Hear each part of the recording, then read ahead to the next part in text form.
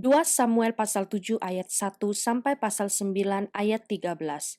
Ketika raja telah menetap di rumahnya dan Tuhan telah mengaruniakan keamanan kepadanya terhadap semua musuhnya di sekeliling, berkatalah raja kepada Nabi Nathan, "Lihatlah, aku ini diam dalam rumah dari kayu aras, padahal tabut Allah diam di bawah tenda." Lalu berkatalah Nathan kepada raja, "Baik, lakukanlah segala sesuatu yang dikandung hatimu, sebab Tuhan menyertai engkau." Tetapi pada malam itu juga datanglah firman Tuhan kepada Nathan demikian, "Pergilah, katakanlah kepada hambaku Daud, beginilah firman Tuhan. Masakan engkau yang mendirikan rumah bagiku untuk kudiami? Aku tidak pernah diam dalam rumah sejak aku menuntun orang Israel dari Mesir sampai hari ini. Tetapi aku selalu mengembara dalam kemah sebagai kediaman. Selama aku mengembara bersama-sama seluruh orang Israel, pernahkah aku mengucapkan firman kepada salah seorang hakim, orang Israel, yang kuperintahkan mengembalakan umatku Israel? Demikian, mengapa kamu tidak mendirikan bagiku rumah dari kayu aras? Oleh sebab itu, beginilah kau katakan kepada hambaku Daud, beginilah firman Tuhan semesta alam. Akulah yang mengambil engkau dari padang ketika mengiring kambing domba untuk menjadi raja atas umatku Israel. Aku telah menyertai engkau di segala tempat yang kau jalani dan telah melenyapkan segala musuhmu dari depanmu. Aku membuat besar namamu seperti nama orang-orang besar yang ada di bumi. Aku menentukan tempat bagi umatku Israel dan menanamkannya sehingga ia dapat diam di tempatnya sendiri dengan tidak lagi dikejutkan dan tidak pula ditindas oleh orang-orang lalim seperti dahulu. Sejak aku mengangkat hakim-hakim atas umatku Israel, aku mengaruniakan keamanan kepadamu daripada semua musuhmu. Juga diberitahukan Tuhan kepadamu, Tuhan kan memberikan keturunan kepadamu. Apabila umurmu sudah genap dan engkau telah mendapat perhentian bersama-sama dengan nenek moyangmu, maka aku akan membangkitkan keturunanmu yang kemudian, anak kandungmu, dan aku akan mengokohkan kerajaannya. Dialah yang akan mendirikan rumah bagi namaku, dan aku akan mengokohkan tata kerajaannya untuk selama-lamanya. Aku akan menjadi bapaknya, dan ia akan menjadi anakku. Apabila ia melakukan kesalahan, maka aku akan menghukum dia dengan rotan yang dipakai orang dan dengan pukulan yang diberikan anak-anak manusia. Tetapi kasih setiaku tidak akan hilang daripadanya. Seperti yang kuhilangkan daripada Saul, yang telah kujauhkan dari hadapanmu. Keluarga dan kerajaanmu akan kokoh untuk selama-lamanya di hadapanku. Tatahmu akan kokoh untuk selama-lamanya. Tepat seperti perkataan ini dan tepat seperti penglihatan ini, Nathan berbicara kepada Daud. Lalu masuklah Raja Daud ke dalam. Kemudian duduklah ia di hadapan Tuhan sambil berkata, "Siapakah aku ini, ya Tuhan Allah? Dan siapakah keluargaku sehingga engkau membawa aku sampai sedemikian ini? Dan hal ini masih kurang di matamu, ya Tuhan Allah. Sebab itu, engkau telah berfirman juga tentang keluarga hambamu ini dalam masa yang masih jauh dan telah memperlihatkan kepadaku serentetan manusia yang akan datang. Ya Tuhan Allah, apakah yang dapat dikatakan Daud kepadamu lebih lagi daripada itu? Bukankah engkau yang mengenal hambamu ini, ya Tuhan Allah? Oleh karena firman-Mu dan menurut hati-Mu, engkau telah melakukan segala perkara yang besar ini dengan memberitahukannya kepada hamba-Mu ini. Sebab itu engkau besar, ya Tuhan Allah. Sebab tidak ada yang sama seperti engkau dan tidak ada alas selain engkau menurut segala yang kami tangkap dengan telinga kami. Dan bangsa manakah di bumi seperti umat-Mu Israel, yang Allahnya pergi membebaskannya menjadi umatnya untuk mendapat nama baginya dengan melakukan perbuatan-perbuatan yang besar dan dahsyat bagi mereka, dan dengan menghalau bangsa-bangsa dan para Allah mereka dari depan umatnya.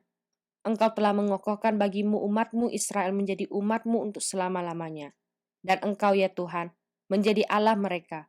Dan sekarang ya Tuhan Allah, tepatilah untuk selama-lamanya janji yang kau ucapkan mengenai hambamu ini dan mengenai keluarganya, dan lakukanlah seperti yang kau janjikan itu. Maka namamu akan menjadi besar untuk selama-lamanya. Sehingga orang berkata, Tuhan semesta alam ialah Allah atas Israel. Maka keluarga hambamu Daud akan tetap kokoh di hadapanmu. Sebab engkau Tuhan semesta alam Allah Israel telah menyatakan kepada hambamu ini demikian. Aku akan membangun keturunan bagimu. Itulah sebabnya hambamu ini telah memberanikan diri untuk memanjatkan doa ini kepadamu. Oleh sebab itu ya Tuhan Allah, Engkaulah Allah dan segala firman-Mu lah kebenaran. Engkau telah menjanjikan perkara yang baik ini kepada hamba-Mu. Kiranya Engkau sekarang berkenan memberkati keluarga hamba-Mu ini, supaya tetap ada di hadapan-Mu untuk selama-lamanya. Sebab ya Tuhan Allah, Engkau sendirilah yang berfirman dan oleh karena berkat-Mu keluarga hamba-Mu ini diberkati untuk selama-lamanya. Sesudah itu Daud memukul kala orang Filistin dan menundukkan mereka. Lalu Daud mengambil kendali pemerintahan atas ibu kota dari tangan orang Filistin. Dan ia memukul kala orang Moab, lalu sambil menyuruh mereka berbaring di tanah, ia mengukur tempat mereka dengan tali. Diukurnya 2 kali panjang tali itu untuk mematikan dan 1 tali penuh untuk membiarkan hidup. Maka orang Moab takluk kepada Daud dan harus mempersembahkan upeti. Selanjutnya Daud memukul kala Hadadezer bin Rehob Raja Joba ketika ia pergi memulihkan kekuasaannya pada sungai Efrat. Daud menawan daripadanya 1.700 orang pasukan berkuda dan 20.000 orang pasukan berjalan kaki. Lalu Daud menyuruh memotong urat keting segala kuda kereta, tetapi dengan meninggalkan 100 ekor kuda kereta. Lalu orang Aram dari Damsyik datang menolong Hadadezer, Raja Zoba, tetapi dari antara orang Aram itu Daud menewaskan 22.000 orang. Kemudian Daud menempatkan pasukan-pasukan pendudukan di daerah orang Aram dari Damsyik. Orang Aram itu takluk kepada Daud dan harus mempersembahkan upeti. Tuhan memberi kemenangan kepada Daud kemanapun ia pergi berperang. Sesudah itu Daud mengangkut perisai-perisai emas yang dipakai oleh anak buah Hadadezer, lalu membawanya ke Yerusalem. Dan dari Beta dan dari Berotai, yaitu kota-kotanya Hadadezer, Raja Daud mengangkut amat banyak tembaga. Ketika didengar Tou Raja Hamad bahwa Daud telah memukul kala seluruh tentara Hadadezer, maka Tou mengutus Yoram anaknya kepada Raja Daud untuk menyampaikan salam dan mengucapkan selamat kepadanya. Karena ia telah berperang melawan Hadadezer dan memukul dia kalah, sebab Hadadezer sering memerangi Tou. Dan Yoram membawa barang-barang perak, emas, dan tembaga. Juga barang-barang ini dikhususkan Raja Daud bagi Tuhan. Bersama-sama perak dan emas yang berasal dari segala bangsa yang ditaklukkannya, yakni perak dan emas dari orang Aram, dari orang Moab, dari Bani Amon, dari orang Filistin, dari orang Amalek, dan dari jarahan yang dirampas dari Hadadezer bin Rehob Raja Zoba. Demikianlah Daud mendapat nama dan ketika ia pulang, ia menewaskan 18.000 orang Edom di lembah Asin. Lalu ia menempatkan pasukan-pasukan pendudukan di Edom, di seluruh Edom ditempatkannya pasukan-pasukan pendudukan, sehingga seluruh Edom diperbudak oleh Daud. Tuhan memberi kemenangan kepada Daud kemanapun ia pergi berperang. Demikianlah Daud telah memerintah atas seluruh Israel dan menegakkan keadilan dan kebenaran bagi seluruh bangsanya. Yoab anak Zerunya menjadi panglima, Yosafat bin Ahilud menjadi bendahara negara, Zadok bin Ahitub dan Ahimelek bin Abitar menjadi imam, Seraya menjadi panitera negara, Benaya bin Yoyada menjadi panglima orang Kreti dan orang Peleti, dan anak-anak Daud menjadi imam. Berkatalah Daud, masih adakah orang yang tinggal dari keluarga Saul? Maka aku akan menunjukkan kasihku kepadanya oleh karena Yonatan. Adapun keluarga Saul mempunyai seorang hamba yang bernama Ziba. Ia dipanggil menghadap Daud, lalu raja bertanya kepadanya, "Engkaukah Ziba?" Jawabnya, "Hamba tuanku." Kemudian berkatalah raja, "Tidak adakah lagi orang yang tinggal dari keluarga Saul? Aku hendak menunjukkan kepadanya kasih yang dari Allah." Lalu berkatalah Ziba kepada raja, "Masih ada seorang anak laki-laki Yonatan yang cacat kakinya." Tanya raja kepadanya, "Di manakah ia?" Jawab Ziba kepada raja, "Dia ada di rumah Makir bin Amiel di Lodebar." Sesudah itu Raja Daud menyuruh mengambil dia dari rumah Makir bin Amiel dari Lodebar, dan Mephiboset bin Yonatan bin Saul masuk menghadap Daud, ia sujud dan menyembah. Kata Daud, "Mephiboset." Jawabnya, "Inilah hamba tuanku." Kemudian berkatalah Daud kepadanya, "Janganlah takut, sebab aku pasti akan menunjukkan kasihku kepadamu oleh karena Yonatan ayahmu. Aku akan mengembalikan kepadamu segala ladang Saul, nenekmu, dan engkau akan tetap makan sehidangan dengan aku." Lalu sujudlah Mephiboset dan berkata, "Apakah hambamu ini sehingga engkau menghiraukan anjing mati seperti aku?" Lalu raja memanggil Ziba, hamba Saul itu, dan berkata kepadanya, "Segala sesuatu yang adalah milik Saul dan milik seluruh keluarganya kuberikan kepada cucu tuanmu itu. Engkau harus mengerjakan tanah baginya, engkau anak-anakmu dan hamba-hambamu, dan harus membawa masuk tuayannya, supaya cucu tuanmu itu ada makanannya. Mephiboset cucu tuanmu itu akan tetap makan sehidangan dengan aku."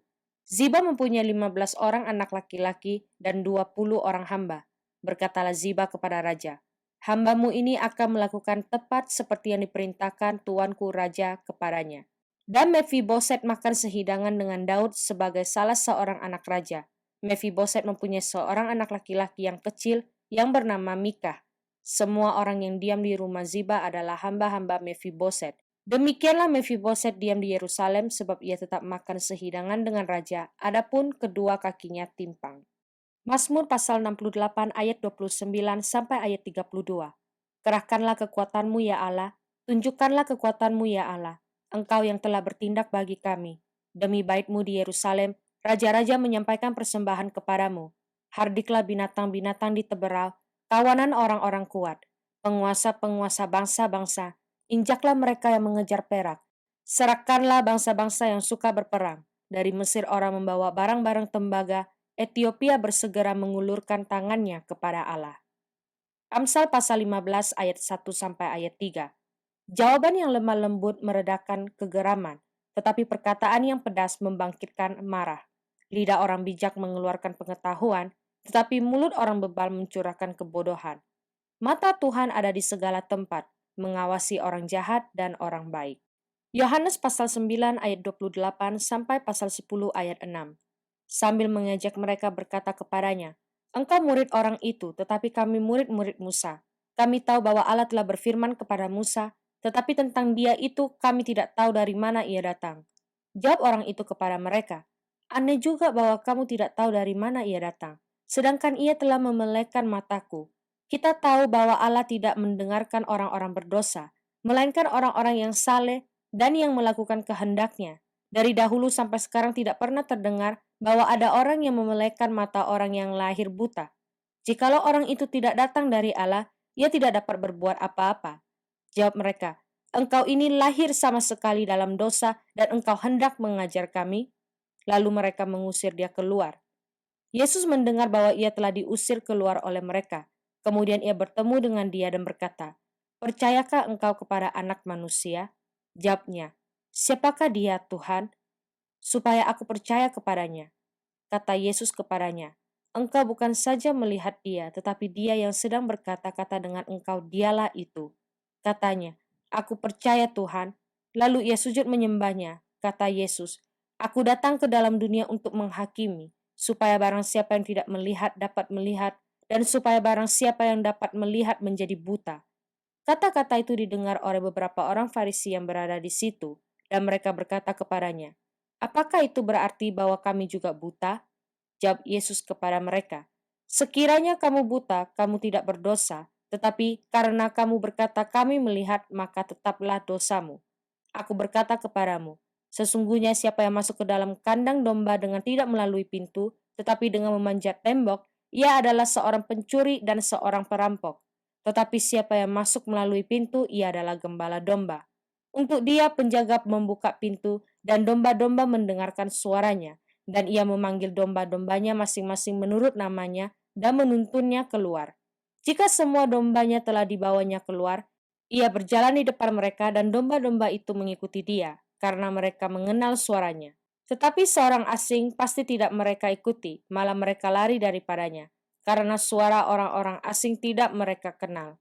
Itulah yang dikatakan Yesus dalam perumpamaan kepada mereka. Tetapi mereka tidak mengerti apa maksudnya ia berkata demikian kepada mereka.